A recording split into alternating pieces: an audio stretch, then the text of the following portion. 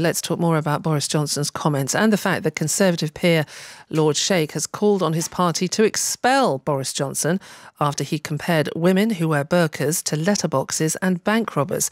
We're going to talk now to Lord Sheikh and also to Brendan O'Neill, editor of Spiked Online. That's a columnist who has defended the former Foreign Secretary. Welcome to both of you.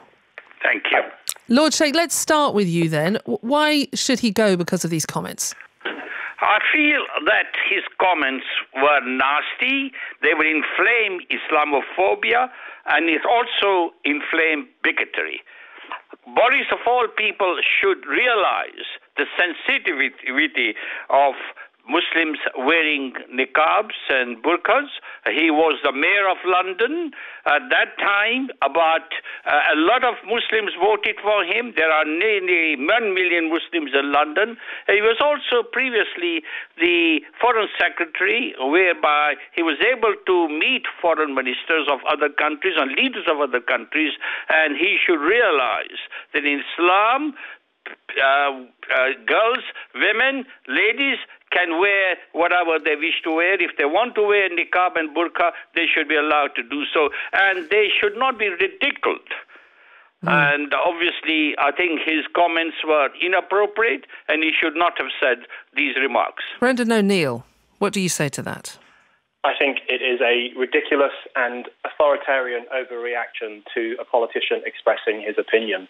And I think if Boris apologises for this, or if he were to be dumped by the Conservative Party, it would set an incredibly dangerous precedent, because it would send a signal that there are certain religious practices or religious ideas that are off limits for public discussion and off limits for public commentary.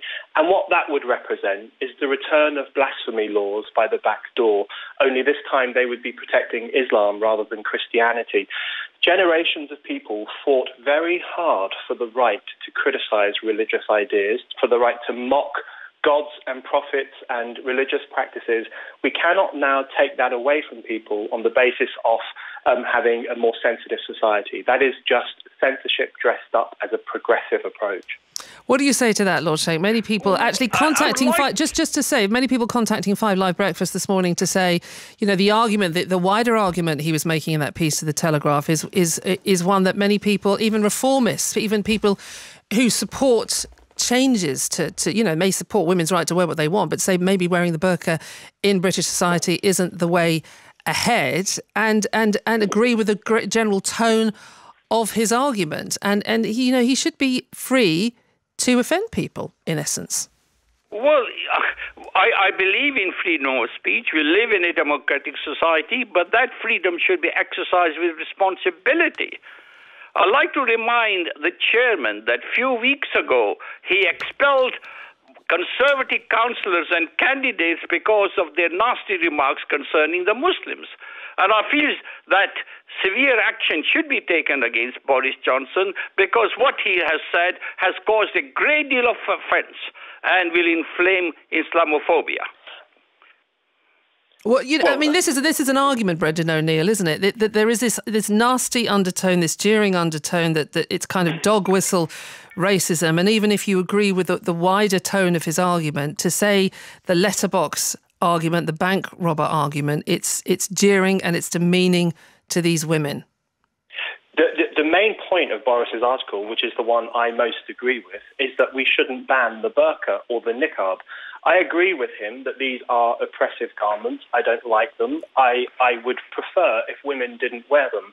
But I agree with the core thrust of Boris's article, which is that you cannot ban this kind of thing because that is illiberal and repressive, and it would single out these women for state intervention into their lives. So he made actually a very liberal argument, and one that I agree with. But I think the key issue here is that the response to Boris has been far more illiberal and intolerant than anything he himself said. He actually put forward a very tolerant argument, which is, even if you don't like these garments, you shouldn't call on the state to ban them. What's happened in response to that is a very intolerant argument, which says you cannot say certain things about Islamic practices, you cannot say certain things about Islamic dress, and if you do, we will witch hunt you and demonize you and force you to make a public retraction and a public apology.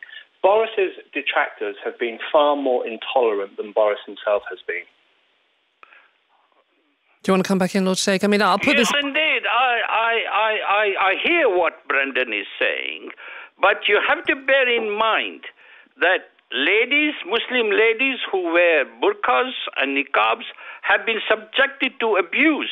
There have been instances where the burqa has been ripped off from these ladies, and remarks like that will encourage people to behave in a very bad manner towards Muslim women who want to wear niqab and burqa. I'd like to say that we are commemorating the Battle of Amiens 100 years ago.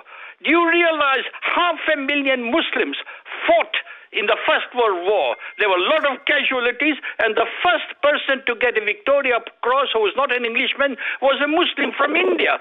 So we must realize that we must respect all religions, we must respect people's beliefs in whatever they want to wear and do. No, we don't actually have a duty to respect people's religious beliefs. What politicians have... Yes, we do. Of course we do. This is the great thing about this country. No, politicians have a duty never to interfere with people's freedom of religion. That's what I want politicians to do. I want them to not pass any law or any restrictions on what people can believe and how they can practice those beliefs. But they don't have to respect everyone's religious beliefs. Freedom is a two-way thing. We must have freedom of religion, including for Muslims and all religions, but we must also have freedom of speech and freedom of criticism and the freedom to blaspheme. This is what it means to live in a free society. It means you can believe whatever you want, and it means anyone else can call you out and criticize you for those beliefs. And that's what Boris has done. Does that public office, not come with the responsibility? As we just heard from Lord Sheikh there, we know that Islamophobic attacks have been on the rise, that women have had burqas ripped off them. You must know when you put pen to paper and you say these comments that you are playing to a particular audience. But I think if anyone physically touches or harms a Muslim woman, then of course they should be arrested and punished under the laws that outlaw that kind of behaviour, of which there are many, and it's right that there are many laws that outlaw that kind of behaviour. And you don't think that this narrative feeds into that in any way? No, I think this is a very dangerous argument, because what we are essentially saying is that any kind of strong-worded criticism of religious practices is dangerous because it could provoke certain people into violence. And that's really a form of moral blackmail, because what that is saying to people is, if you don't watch your words, if you don't censor yourself, if you don't hold back your dislike of the burqa and don't express it in public, unless you do all these things that we're demanding of you, then people will be hurt and women will be attacked.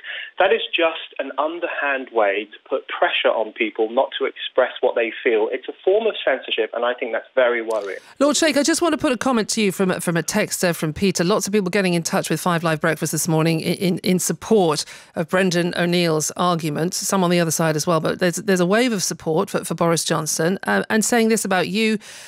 Peter says, if you just shrugged your shoulders and said something like Boris has his opinions, but voicing them in the way he does shows his ignorance, then the whole debate would have been quickly forgotten. The calls to kick him out, he should resign, is just a way of saying I'm offended, and it allows others to say I'm more offended than you, and so it goes on, and it brings attention of others to the attention of others who may have, not given the burqa a second thought, and polarises this argument. Do you think you should have tempered your response in any way?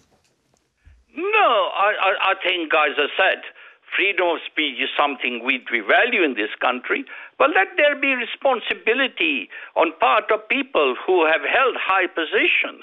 Because remarks like these, and I certainly honestly believe, will inflame problems in this country. Muslims are already suffering because of Islamophobia, and to ridicule these practices are totally inappropriate. And we should prevent these things happening. We should prevent the language, this sort of ridiculous language by people in authority. To exercise that language, I feel, is wrong.